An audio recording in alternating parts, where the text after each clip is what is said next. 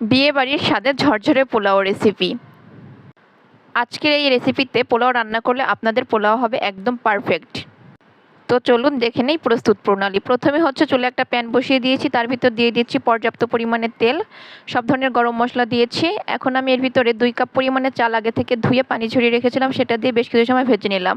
স্বাদ মতো লবণ দিয়ে দিয়েছি। এখন দিয়েছি আদা রসুন বাটা, সব কিছু দিয়ে আবারও ভালো মতো ভেজে নিচ্ছি।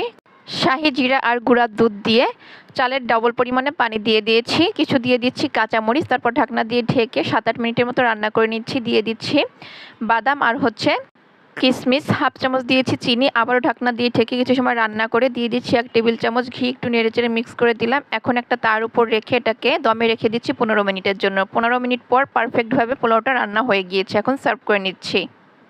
মাশাআল্লাহ, পোলাওটা একদম পারফেক্ট হয়েছে, খুব ভালোভাবে ফুটে গিয়েছে, আবার একদম ঝরঝরে। চাইলে কিন্তু আপনারাও এইভাবে ট্রাই করতে পারেন। কেমন